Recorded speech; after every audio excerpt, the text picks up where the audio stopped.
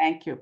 It is my distinct pleasure to introduce our honorable speaker, Mr. Doug Goodfeather.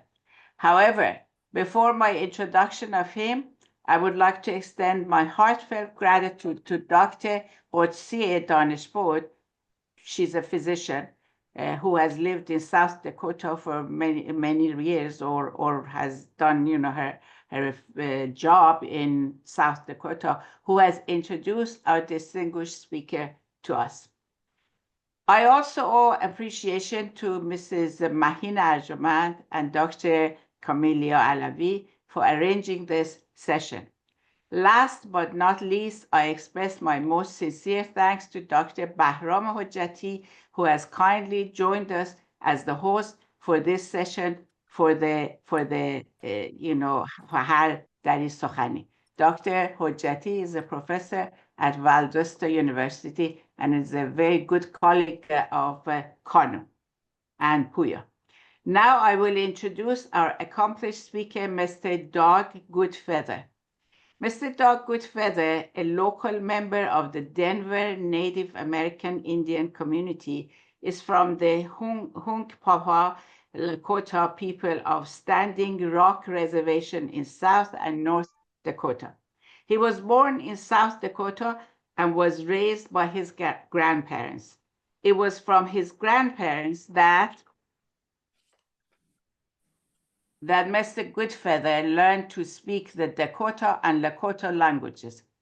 Mr. Goodfeather grew up in an environment where elders were always present, conducting the normal tribal routines, and as a result, he witnessed many ceremonies.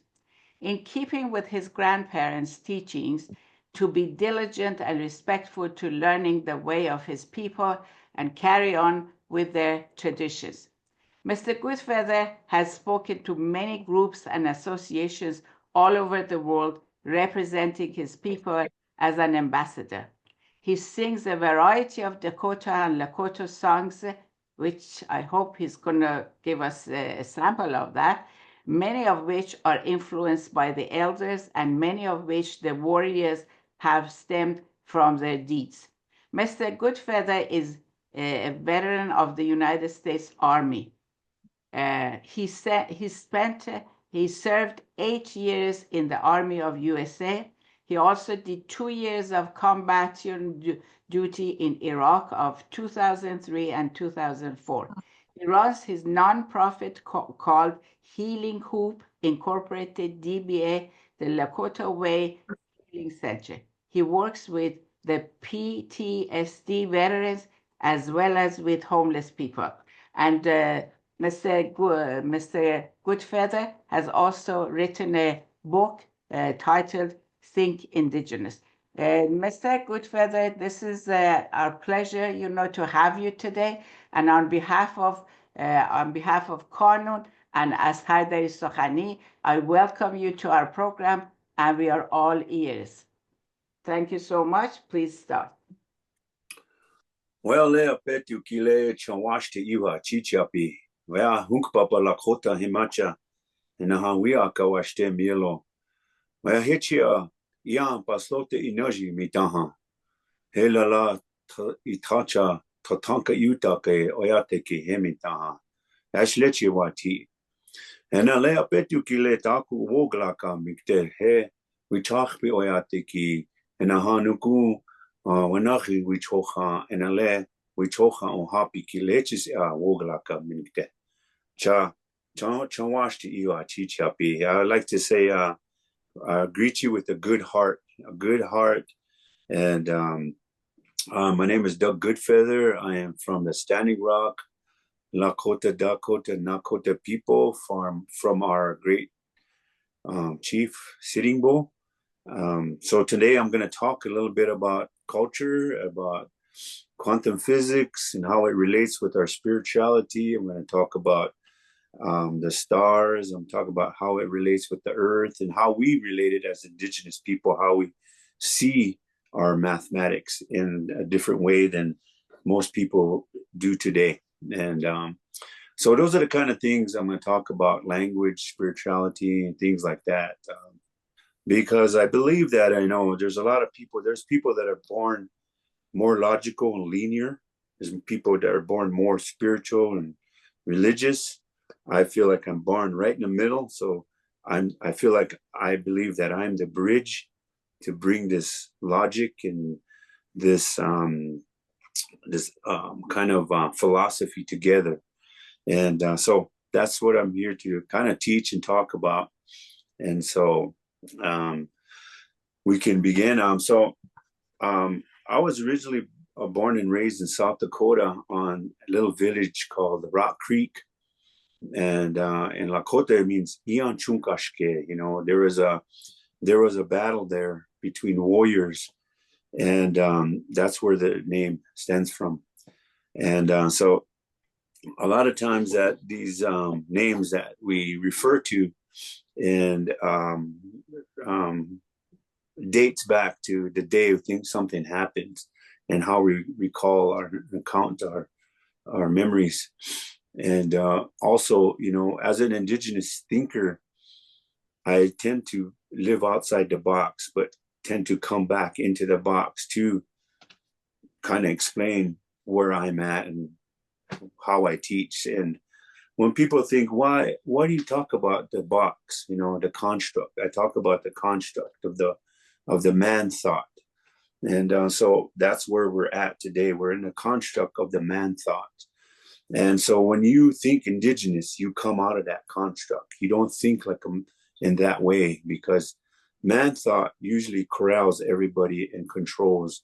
And Indigenous, and it includes everybody and helps and assists. And it gives our understanding of free will in Indigenous thought.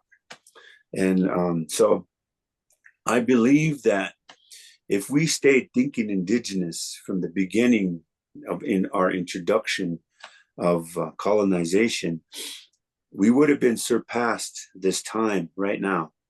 But because we're stuck in the man thought, we're stuck here.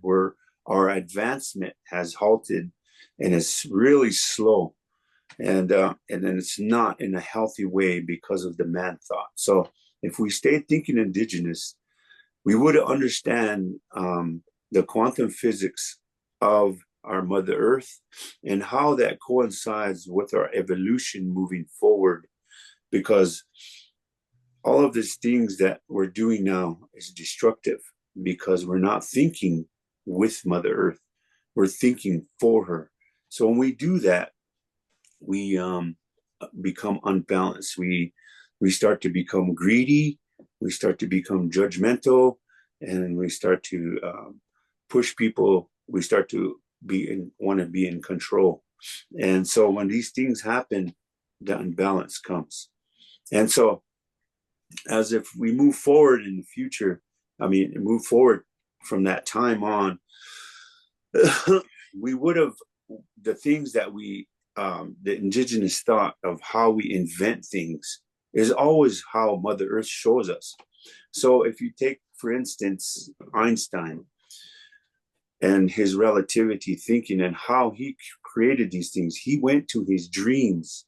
His dreams told him some of his answers where some of these calculations came out of.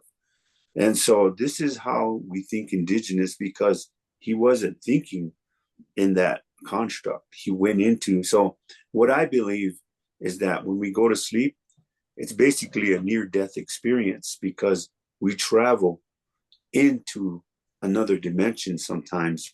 And there we have a lot of answers that come to us. So a lot of times when we as Indigenous people want to seek answers that we're looking for on this earth, not all humans contain the answer. So we must go to the main source.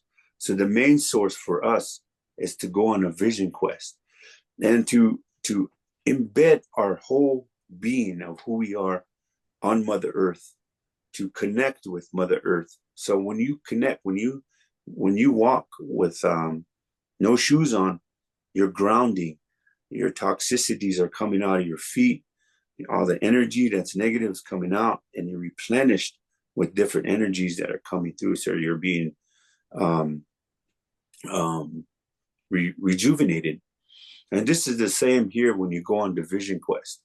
When you sit on Mother Earth, you start to detoxify, you start to heal, because we're going back to our mother, and our mother's reteaching us how to be who we're supposed to be. And so when we go to the main source, we're connecting with a spiritual quantum physics from this reality to the next. And that's how it connects with us. Just like a radio wave or our cymatics, we're connecting somehow. And so when we connect like that, we're being downloaded with information. And so one of the things I learned about a lot of times when I hear people, as the way I think and believe, is that when people talk about their spirit, they say you're going to hurt your spirit, you're going to break your spirit. I don't believe that. For me, you cannot even hurt your spirit. You cannot get it high. You cannot get it drunk. You cannot punish it. Your spirit is here to experience this life. So we're here on a journey of learning.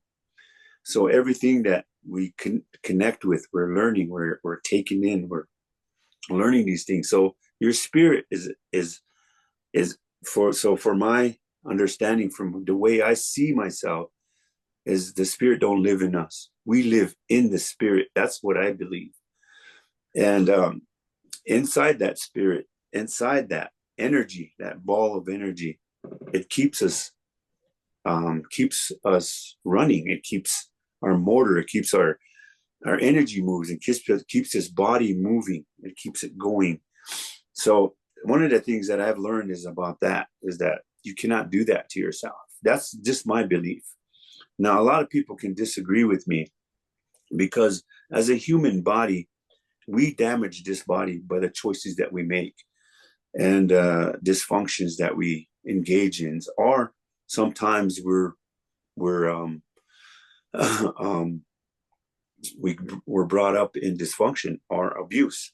And so a lot of times that when we learn this stuff and it's embedded in us, and we grow up with dysfunctions, and we feel like everything is not working for us, because the Western thought, the Western thinking is teaching us how to be dependent upon the Western world. And so you want to get to where, are you speaking to me? Or I'm sorry. Oh. So what I'm thinking is the Western world guides you to think that way. So my work is to get you out of that. So I'm not a healer. I'm the person that helps you get unstuck where you're unstuck, because you become your own healer. So because you're the only one who stands in your own way of the choices you make. So I just get you unstuck. From there, you begin your journey. But I take you through a rite of passage. And that rite of passage is going to bring you out of that dysfunction, that depression, whether it's physical, mental, emotional, or spiritual, or religious, whatever it is that you're stuck in. And a lot of times people are stuck in blame and shame. So when I come to you as a indigenous thinker, for me, for our belief, is there's none of that blame and shame. We do that to ourselves, and we do that to each other. And for us, there's no devil or there's no hell, because praying and living in the spiritual Lakota philosophy, I've never heard of that. I've never saw that. I've never seen that written in our books, or I never seen that in my dreams. I never knew any of those devils or any of that. I never knew that stuff. Everything that I've learned from our culture and our way of prayer was all beautiful, was all bringing people together, living with Mother Earth. That's what I've learned through my culture. I've never learned this until it was taught to me. And then it was used to make me dependent and to scare me and to control me. And so I've learned that, we're here on a learning journey. We're here to learn on this earth. And we're going to encounter people in our lives that are going to be teachers, or we're going to be their helper, one or the other. And so on this journey of life that we walk, that I've learned, everything that I've learned, everything that I'm sharing with you is my experience from either being taught or through my own experience. And so these are the things that I've learned growing up, and the intelligence, the spiritual intelligence that I've learned from our ways of life and our spiritual ways. And there was two great grandpas of mine. One was blind, and his brother was the one that walked him around. And we would go out in the evenings, just go out and we build a fire, and us three would sit around that fire. And my great grandpa, he was blind, and he would talk about the stars to me. He would sit around, and we'd sit there and we'd build a nice fire, and he would bring a container with tea in it, and we'd be sitting there, and he'll speak, he'll say, takoja le utaka na taku kile chicha kinte wale oyati kile ahomnia olakapi he lila wakha he witakbi oyati kile ekchi onglakapikte. He says, you see the stars up there, grandson, the beautiful stars up there? He said, I'm going to teach you something about these stars. I'm going to teach you how we talk with them and how they talk with us. And now, mind you, he's blind. And so he's pointing at these stars. And he said, over here, and he pointed at the moon. And over here, and he pointed at Jupiter. And he pointed at the sun. And he pointed at different constellations. And he said, these star people, these planets, these stars that live around us, he said, they talk to each other. They speak to each other. And he said, they protect Mother Earth. And in that way, we're able to have this life on this earth in balance and harmony. And everything that's unbalanced is the man thought, is the man that creates this. But Mother Earth always creates balance for us to live in harmony. And so when he told me about these things, and as I grew up and went to college and learned about, some of the classes I took was astronomy, astrology, and they talked about that. They talked how the stars create a signal, or you can hear a static signal from them. And when I heard that, when the professor said that, it hit me what my great grandpa said when I was a little boy. They talk to each other. So how did he know that? How did he know where the constellations were sitting? How did he know where the stars and the sun and the planets were sitting? How did he know that? How did he realize that they were doing, that he was where they were at? Because he was connecting with that. Because they say when you lose a part of yourself, like your eyesight, another part gets stronger. So his senses were very accurate of what he was talking about, how he's connecting. See, we lost that kind of connection because of the man thought.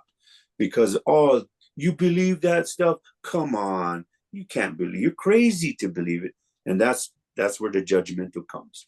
So we lost it. A lot of people lost that. And also, so when he was talking about those things, I've learned that our spiritual intelligence, but our indigenous intelligence, and how you think like that, because our calculations and our numbers don't look like the Western calculations and numbers. They don't look like that. They look totally different. They look totally natural to Mother Earth and how they're really created, how they really look. But this is the man thought and how that is right now, and how the man takes other things and tears it up and creates their own from that. And it becomes a controlled construct. It's not natural no more. I mean, like pharmaceuticals. Now, from us, people don't realize, well, where'd you learn your medicines? how'd you learn to know these kind of medicines that to help? Because we're here for thousands of years. Then how'd you get this far without, dying out? Because one of the things we learned our medicines from is our animals. The animal people taught us our medicines. And people don't realize that. Now today, it's a quadrillion business, pharmaceutical business. And those keep us dependent. And so they don't realize where humility and humbleness started, or those things started from. And so when we think like this, we unbalance, we become greedy. People became greedy from that and didn't get the philosophy behind that medicine, because there's philosophy behind medicine. So I brought some sage. This is a sage, some of the sage that we use in our medicine. Now, if you rub it together, it breaks up the terpenes and it smells really mentally. And so when I was a little boy, the great grandpas and grandmas, they would use this sage ball to do a sage bath. They wipe themselves and wash themselves because it's a natural disinfectant. It's a disinfectant. So it's natural, has no side effects. You can wash your table, you can wash your hands. But if somebody who didn't think like that, seen that, they think it's just a grass or weeds and cut it and throw it away, but it's a medicine.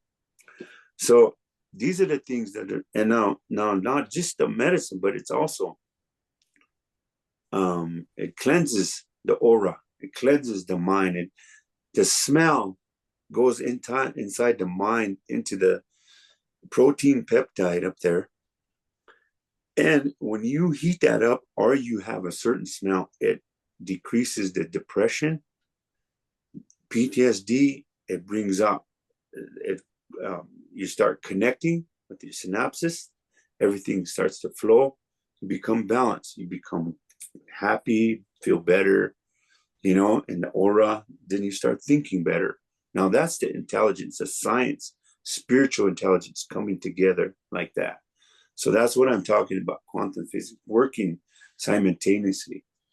But the logical thinkers don't believe that. But when you live it and know it, you'll see it and you can explain it. Like your jobs, you're so good at your jobs, you know what to do automatically. You go to your class, you know what to talk about. Everything's automatic. Same. You practice something, you practice it all the time, like my people always do. We know not only the anatomy of it, but the intelligence of it, spirituality of it. We bring it out. That's why I brought it out. I studied it, studied our culture, studied our philosophy, studied our our science and our mathematics and our spirituality. So I can speak about this to people like you, because a lot of times it's hard to get out of that logical mind. And because when we're stuck in one, what I've experienced is when we're stuck in one, we're missing out on the other. There's information both going together. It's coming constantly. When we're stuck in one, we're missing out on something here that we can learn. Like Einstein, he was stuck in one, but his dreams brought it together. See, there's the balance. Now we're learning. Now we're seeing the truth about things. And then it brings out all these philosophies in these mathematical equations. And so same here, same here with these medicines. And here's another medicine. It's called sweetgrass. It's a big braid of grass, but it's sweet smelling when you light it, even when you smell it. And there's also the same medicine in here that helps the mind, the protein peptide, to calm, but it's inviting, it's welcoming. So when you literally, it's what you think is what you make. So if you think of somebody, you like this, it's the same thing. It's an invitation. You think of somebody else and they call you, they come to visit you. Same here. This is something that also has that intelligence to go and bring good. So you want good, think good, believe in good, know good. And so also we also have another philosopher here that I want to talk about, and that's the eagle. And this is an eagle feather. It's, we consider this one of the eagle is one of the creator God's many warriors, and is a philosopher, a teacher to us, and one of our symbols that we carry. And in order to have one of these, you have to have a deed that you accomplish, and you're given this. And so all these are deeds that when you see the chiefs with their war bonnets on, these are all deeds that they have did for their people. And so that's how many deeds. Some of those war bonnets go to the ground. Some of them have 2 or 3 of them, because these are accomplished warriors. But this feather is what I use at my talking circle. One of these feathers I use, and it's a philosopher, and it flew high above the earth before. And so when we think of the Creator's warriors, we see it, and right away we get that feeling, that emotional connection with that Wambli, that eagle. We get emotional connection, spiritual connection, spiritual intelligence. Just the thought of something all of a sudden brings something like that, you know. And people always refer it to us, to Native Americans, the eagle, Wambli, because we hold it so highly. We value it. It's one of the Creator's warriors. So we believe that when a feather falls on the ground, if this feather ever fell on the ground at a gathering, we would stop and we would pick it up through a ceremony, because it's honoring a warrior that made his journey home to the spirit world. So that's the spiritual intelligence connecting, the quantum physics connecting wherever that warrior passed away in the world who did a deed here. It reminds us of that deed. So that's how you think. That's how we think Indigenous, like that, connecting like that. So we honor whoever that warrior is. We honor and we pick that feather up. But it has to keep going on this earth. But the other one, the person goes home. And so those are the kinds of things that we still practice a lot. In our ceremonies, when I bring people through a rite of passage to get them ready for a vision quest, I got to help them. I got to train them for at least 1 year to 6 months, because this is going to be a psychological test for you, because you're going to fast without food and without water for 4 days. And so it's a psychological test. It's mental right here, because the hunger goes away, but the thirst is going to stay with you all the way. And it's either going to make you or break you. So I have to teach you how to be strong. So one of the longest journeys we ever can make in our life is the mind to the heart. And that journey is an emotional journey. It's a mental journey. It's a spiritual journey. And it's a physical journey. And when you make it to some people can't. They just go right back up, because they get stuck in a construct. And a lot of time that's greed and arrogance and all that other negative stuff that people have that live that way. But in order for us to come out of that, we have to make that journey to understand our whole body. And people are like, well, what does our whole body have to do with our outside life? We have body memory. We have intelligence that live in us, through us, throughout us, around us. We're connected. We have to connect with everything. And because there's body memories, and some of those are trauma memories. So sometimes people don't like to be touched because of those trauma memories. You got to heal that whole thing. And so you got to talk about these things. You got to learn to express them through your breath, express them through your tears. And this is one of the other things that man, the construct, has debilitated. A lot of men were debilitated by this. And they were debilitated by their dads and their grandpas and some of their grandmas or moms. And that's crying. We're blamed and shamed and punished to cry because of the man thought.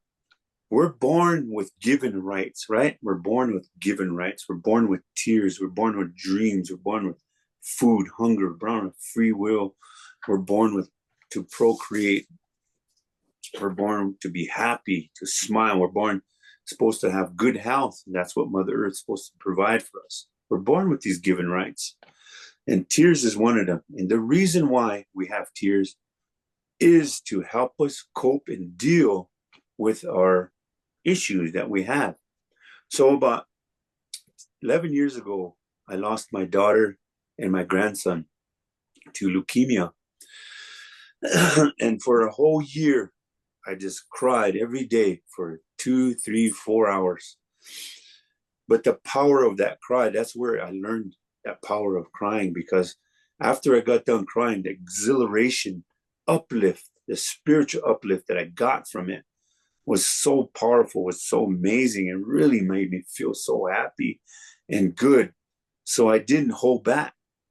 So when I didn't hold back from my tears, it released everything. So when you don't cry, this is what's going to happen to you. Other disorders are going to set in. Other disorders are going to come in because you stopped crying. And these disorders are anger, addictions, blame and shame, narcissistic tendencies. All of these things are going to set in. You're going to have impatientness, irritability, and this is the way that's going to happen because it needs to come out. Energy, negative energy needs to come out. It needs to come out. And if you don't, then it's just going to bottle up. And that's one of the things that I've learned about psychology. The psychology. Now, what does that really mean to people? Some people get scared of it. People who study it, like, man, I want to study the mind and all of this stuff. But sometimes that's all they study is just the mind. They forget about the whole being of who you are, the intelligence that live in us, the stomach, the heart, it all has intelligence. And one of the things that I've learned about that is that when I lost concentration there, but let me think about that. But when I was talking about the crying part and these disorders that set in to us, it neglects us from healing. But one of the things too I learned about keeping somebody dependent. Now, this is where counselors and psychologists don't really like me because I don't want people to be dependent on me. I don't. I want to watch them be independent. I want to watch them be independent. I want to watch them smile. That's where I believe for me is where I get my gratitude and where I get my blessings and my, I guess, because a lot of times we have careers to make a living, to have a living, to take care of ourselves, our family. And a lot of times that's what we focus on.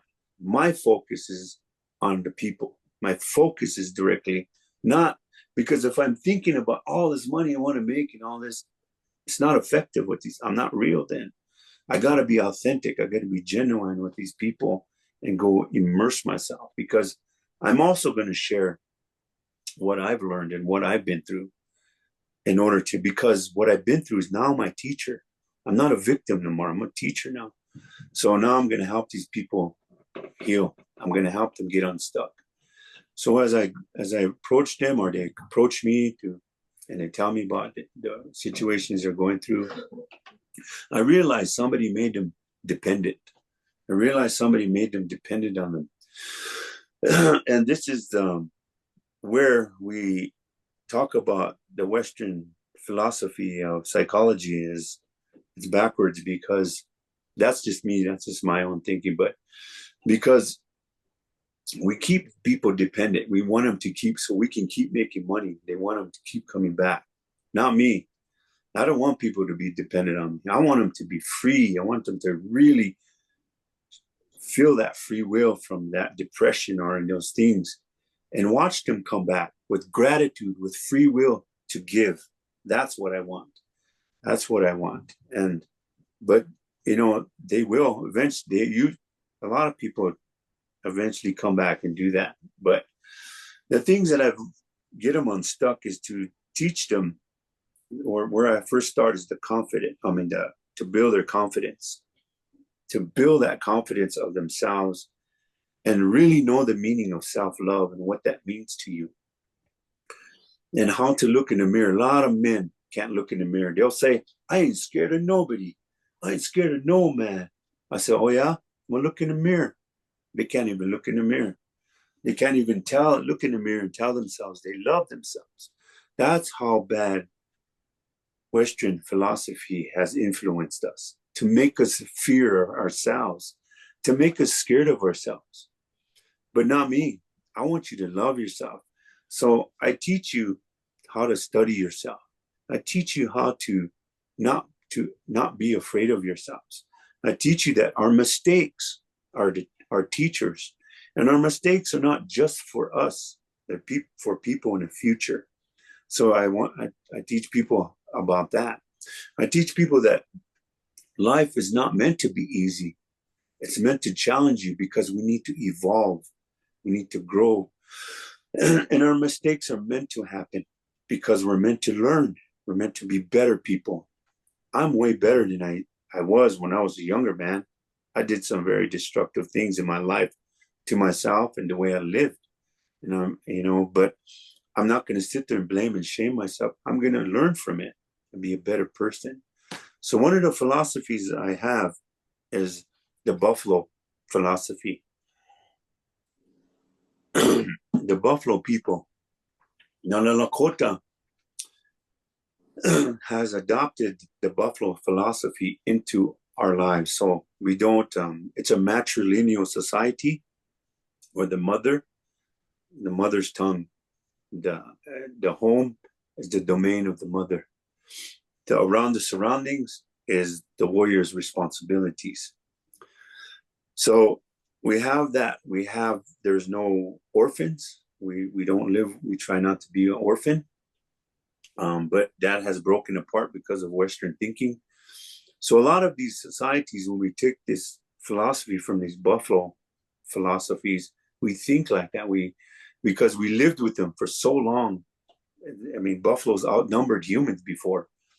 And if you really study the buffalo, you'll see the way they move and a sacred geometry pattern, and the way they strategically move all over the place. They move that way, and we follow them. And so we studied them, so we used their philosophy. And I took that philosophy and I learned it, I studied it more, and the way the buffalo's built. Look at the anatomy and how it took care of our people, food, shelter, clothing, weapons, tools, philosophy. So it has given us everything, but it also teaches us. And this is where I learned this philosophy from them. The longest journey, the mind to the heart, and to never leave a warrior behind. That's their philosophy. And so when you go into a depression, people want you to run. They want you to run from that. They want you to run to them, to get you dependent. But what I do is I teach you how to go into the storm. I want you to go into the storm, because that's the way a buffalo is built. It never runs from the storm. It runs in, it goes in, because you're going to come out sooner than later. Because if you run from the storm, you're going to always be running. And so when you go in to face the storm, to face those fears, those depressions, that's where I teach you. You need to feel that. You need to feel that, because your body is healing. It's coming up. It's pushing all the toxicities out. It's like a wound from inside. It's got to heal from the inside out. Same with emotion. It's got to come up. But not, a lot of times people don't do that. They say, oh, here's a pill. Take this. Push it down. Keep it. The next thing you know, you're sitting in front of TV slobbering because you're numb. And that's not the way you're supposed to heal. The body needs to move. The mind needs to get this. The body needs to move. The mind needs to think. It needs to get the sun on it. You need to hear the birds. You need to hear the trees. You need to go into a restaurant where the forks and knives and people are talking and laughing and eating and having a good time. You need to hear these things. You need to hear life. You can't seclude yourself in somewhere darkness, because that's not healing. That's stagnant. When you become stagnant, you become spoiled. Now, this is not only my education, but my experience. So when we talk about these kind of experiences that I've learned through our culture, how to heal, I had to learn myself first. Yeah, I went to college and learned all this technical stuff about the Western book world. It didn't do me good, though. It doesn't do me any good. It helped me cross my T's and dot my I's. But the teaching, you can't learn what I know in colleges. You can't, because this is a life learning experience. It's a philosophy you have to be born into or walk. You got to practice it. And when I say that is because one of the things that was taken away from us and was our culture was to be ripped apart from us. Our language, our hair, our rituals, our philosophies was ripped from us. But what they didn't know is we still kept it, and we went underground and we hid, and we still practiced it. We still spoke our language. We still went to different places, did our rituals on a sneak, the backgrounds. We kept them alive because we knew how important they are. We knew how intelligent they are. And a lot of times people will give up things, but if you're born with it, it's you, it's who you are. Or if you practice it and you see the difference of the truth, it's going to be what you practice and what you believe in and what's going to help you. And so those that were all ripped, our religion was implemented and just ripped us apart, ripped our culture, ripped our language, everything, ripped it apart. But what I saw that as is, okay, that's an atom getting ready to blow up into a bigger blessing. So sometimes we go through pain. And when we come out of that pain, we're better. Sometimes we're better. So this is where that imploded, because we needed to become intelligent in the Western thought too. So we're coming. So I was born, I guess, on a cusp of where the old was leaving and the new was coming in. The modern and the old ways were kind of going away. And I was born on that cusp. So I was very fortunate to be able to have my language, because that's all I heard every day. That's some of my grandparents couldn't even speak English. So, that's all I heard all the time was that. And they can speak to you probably a block away if you can see that, because we use sign language. And that was our universal language here with tribe to tribe, was sign language.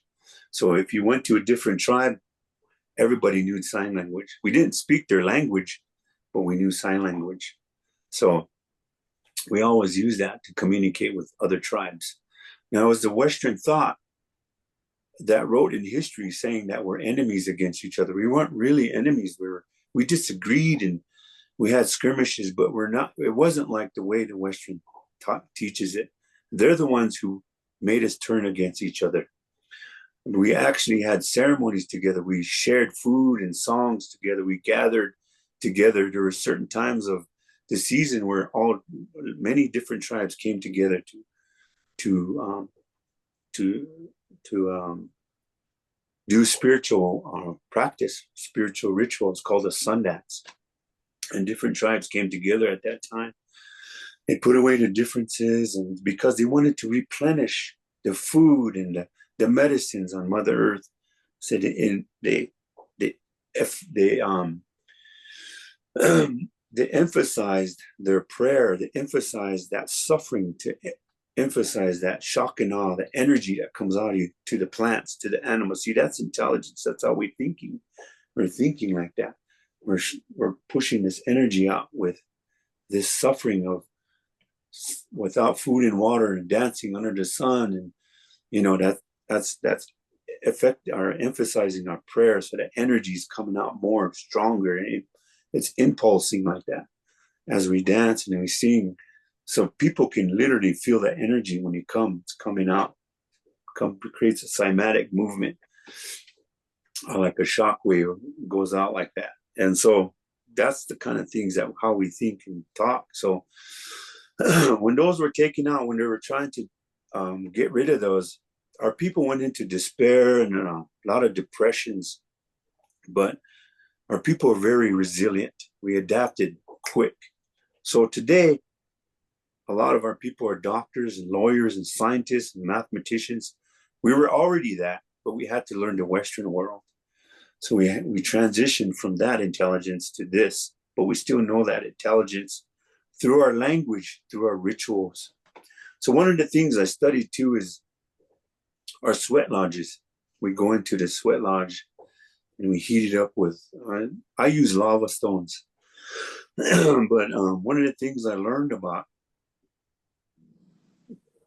that ceremony is we begin with the fire. Now, I call the fire the old man, one of our greatest philosophers. And so when I bring a fire, when I teach a young man how to be a fireman, how to keep the fire before the ceremonies, that's what he's to lava stones up. When I bring him, he might be broken, he might be depressed, might be going through something, might just got out of jail or prison. I'm not here to judge, I'm here to help. When they come, and they come and I start teaching them, I'll teach them protocols of the fire, and I'll step back and watch the fire become his teacher or her teacher. Now the fire becomes the teacher. Now the fire is the professor, not the philosopher, the mathematicians, the scientists. And I just step back and watch. And I'll tell them, okay, build a fire, learn. Sometimes you'll be frustrated, get mad, cry, pout, get mad, walk away, want to give up, but keeps coming back because now you planted a seed in that person. It's coming back. All of a sudden it gets better, learns how to chop wood, teaching him how to work, teach him how to cope with his issues, his emotions. Now the fire is teaching him that. He's now, it didn't work this way, let me try this way. Now he's strategically placing the wood and how to do that. So he's thinking. The fire is teaching him how to think, be intelligent. Now, which way? Okay, now we got to create a vortex. Now, because it didn't work this way, now he has to learn how to create a vortex. Now the fire is going to teach him how to create that vortex. So you light one side and you light the other side, creates a vortex. Then all of a sudden the fire creates its own wind. Now it's lighting up. Now he's getting good at it. He feels good. He feels confident. He feels better. Now he wants to come more. Now he's chopping wood. Now he goes get the trees. He brings the trees back, chops them all up. He starts to create designs of different wood patterns, starts to build benches. All of a sudden, hey, I want to build my own house. Feels better about how he meets somebody. They create a family. Now the fire taught him all of that. Taught him how to work hard, how to think, how to build a family. See, that's how we think. That's the philosophy I use. And that's what doesn't get you stuck because it's working with you. It's nature. It's how it teaches you. See, that's how we speak in our indigenous thinking. We're always thinking about what I see. It's only what I see is believing. It's not for me. I believe to see because I know and I believe myself. I know myself. And there's steps to getting to knowing. Now there's faith, there's hope, there's belief, and there's knowing. That's where you want to get. You want to get to knowing. But these three, you got to build that. Now hope is like a house on a hill. If it's empty, there's weeds, it's just Mother Earth can take it over. Cobwebs, everything. But if families live in there, it's going to be gardens, memories, babies being born. It becomes hope. It becomes belief. It becomes faith. And now it's knowing because you physically see it. So you got to build up to it. And that's how you got to get to that. And so these are the things that I teach about that. And the buffalo as well, you know, like the buffalo, when we go into the storm, you're going to learn yourself. You have to, because when you come out of the storm, there's going to be people waiting for you there as soon as you come out. And these are the people that you're going to pick up. You're going to use your teachings now and pick these up. Because the things I've been through now, when the Western society came in, the colonization came in with these thinkings and these kind of things of implementing what they think was good for us, was all wrong for us. But when they came in and destructed that, I was a part of that in a system where I was, my mom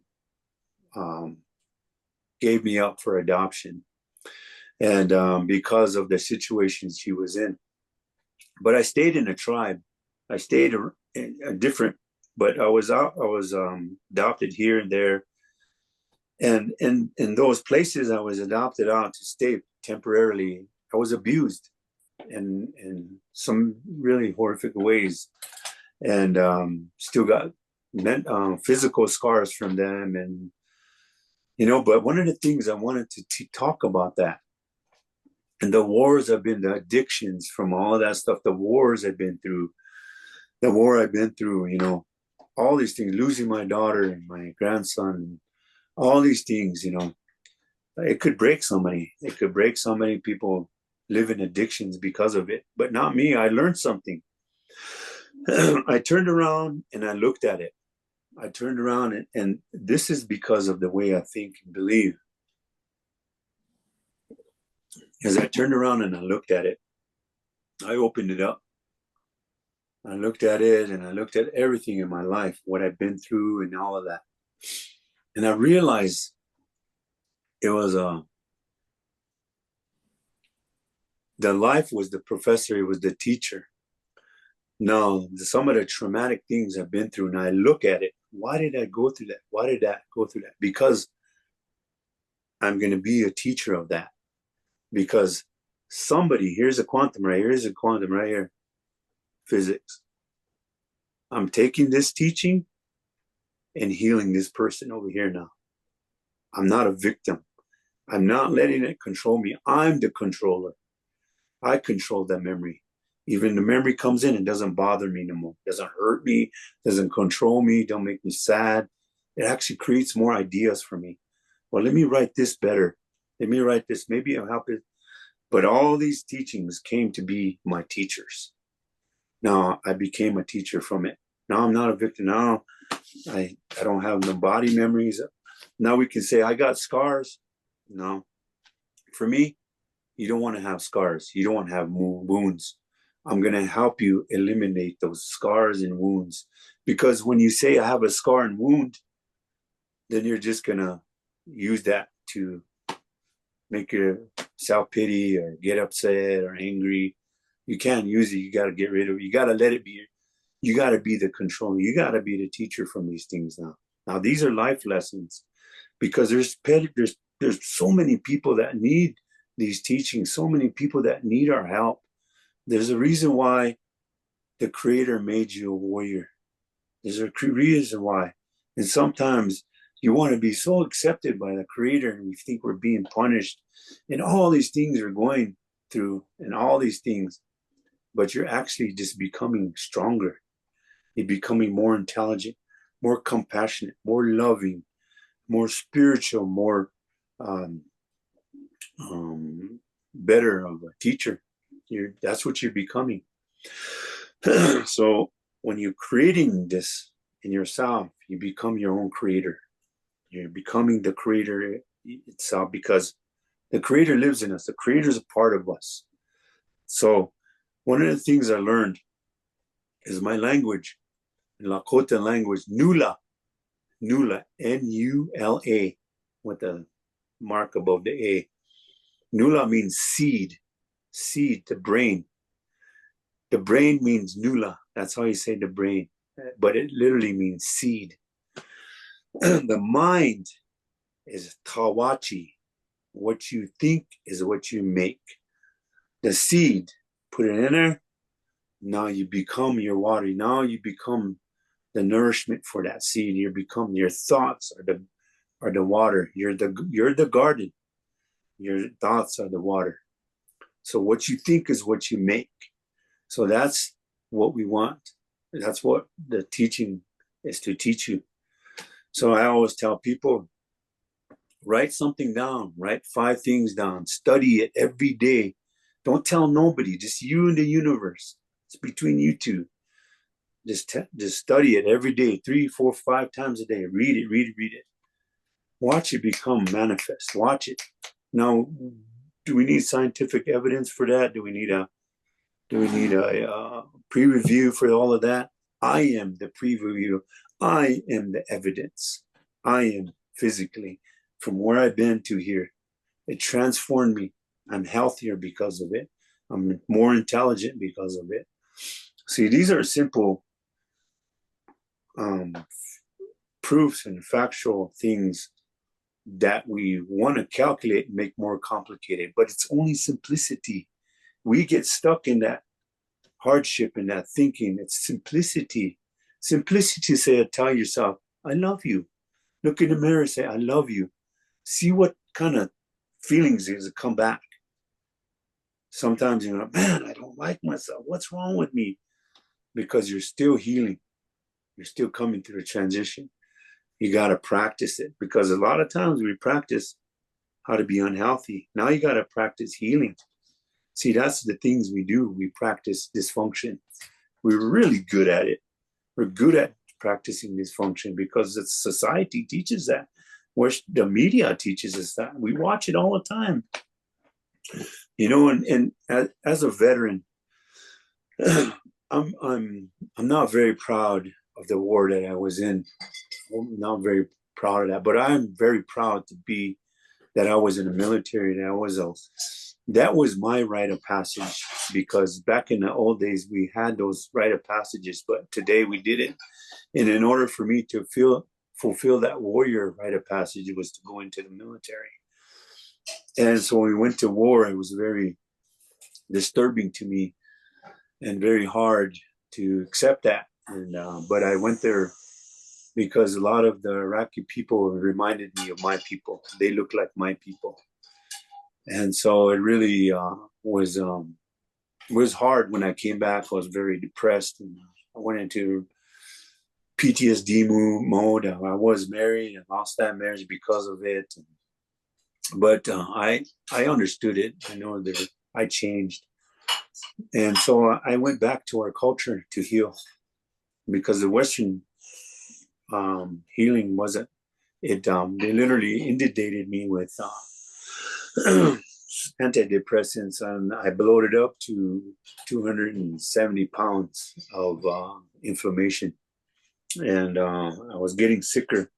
My kidneys were going to shut down. My liver was ruining because of all the pharmaceuticals I was taking. So I don't take none of that no more. I wing myself off it. Everything I do is just, I used to have arthritic knees that I don't have no more. My joints don't, because I don't eat sugar no more. I really practice what I preach. I really practice everything.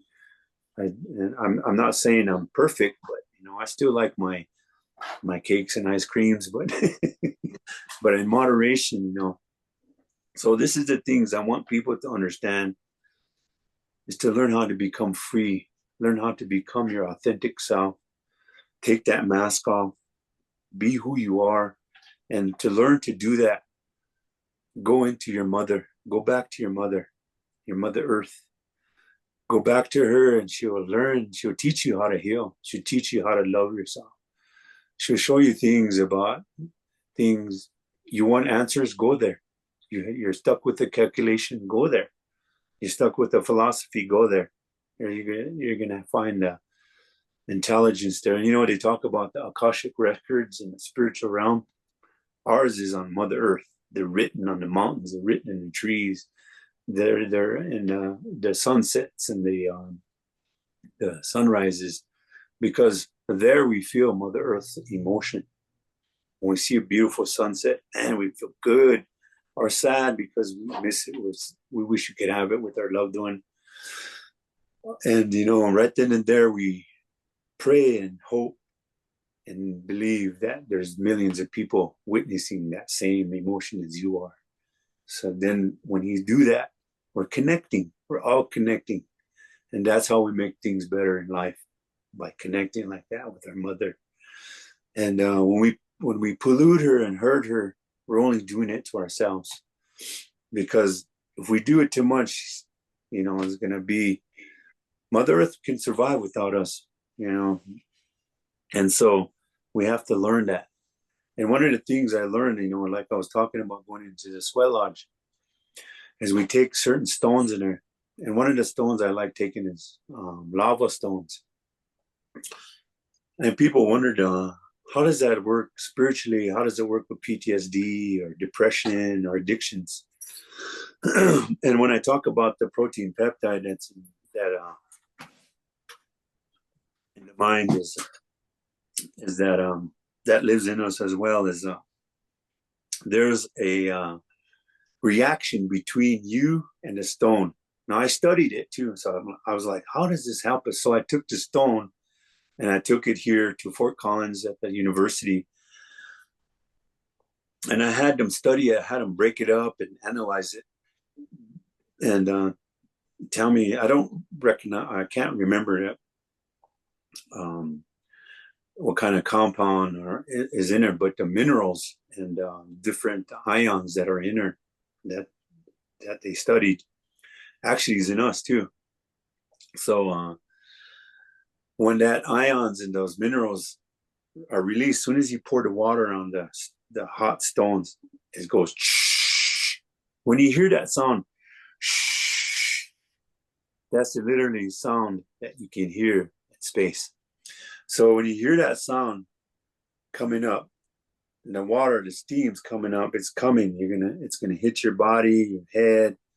You're gonna start to sweat, and so all these, you're just starting to detoxify as well.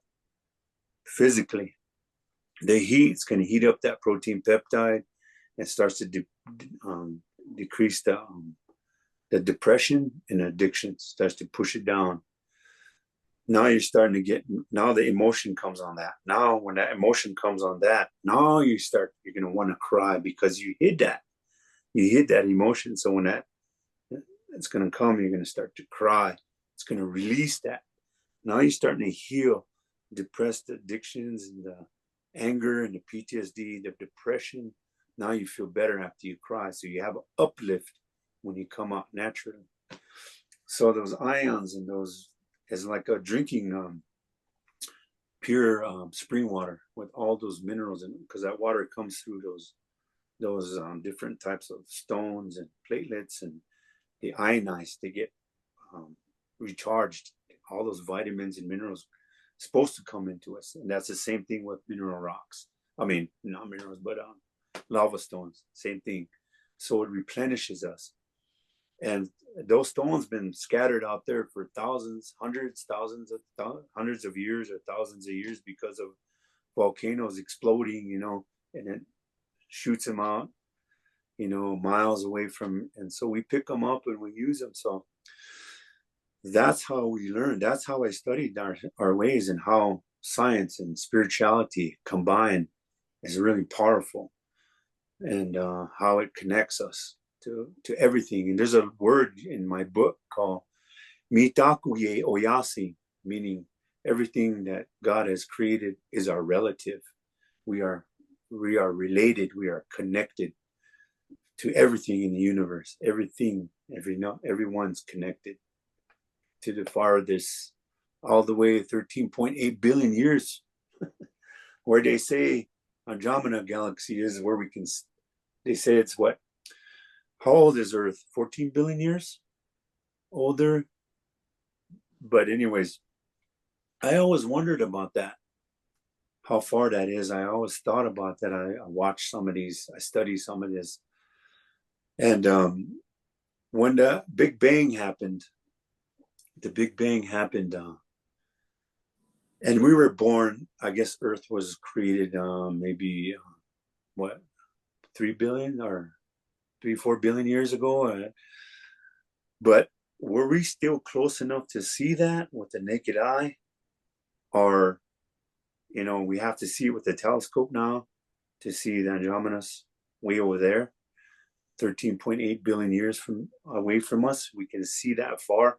And then beyond that is just empty space. How do we know that? Do we know that because we see it? Or are we assuming it? Or is these calculations coming up? All of these things that we're curious about the universe. And if you look inside the mind of a human, it's the universe, the mind, the human, the universe is in us, is our mind. The body is our planet, the planet. And we connect with the body and the universe. Because we always talk about, dark energy or dark matter there's nothing, it's just a waste, but it's not. It's where our dreams come from. It's where some of our intelligence comes from, and we forget about all these little things that are created. That's why we call the great mystery, because the great mystery has many mysteries that will never solve, today. I mean, down the road, we might solve maybe an inkling of it, but so that's why we're here to continue our earthly life. For me, my experience is to continue our earthly life is to keep making things better, keep advancing, try to get back to that thinking indigenous. Are we ever going to be that way? I don't know. The star people, when I talk about that, we want evidence of that and how we connect to that kind of intelligence. We connect with our spirit. The human mind we can't connect with, but the spirit we can connect. And how do we connect with the spirit? With our dreams, with meditation, with prayer, with vision quests, with emphasizing your rituals where you're connecting in that aspect. And a lot of times, we forget about our abilities and what we have been born with, because, like I said, we're being, I guess, a veil over us. That's why I say you can jump back from the thinking indigenous into the construct and how that controls you. You can use your free will, or you can be controlled. You can learn how to cry, or you cannot cry. It's up to you. It's up to your choice.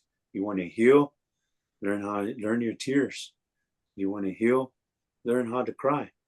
Learn how to speak up, learn how to love yourself.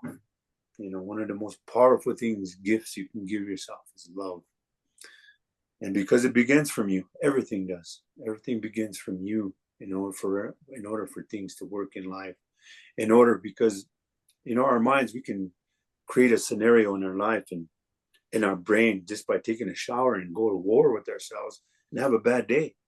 Or we can make it good and have an amazing day. So it's all up to us.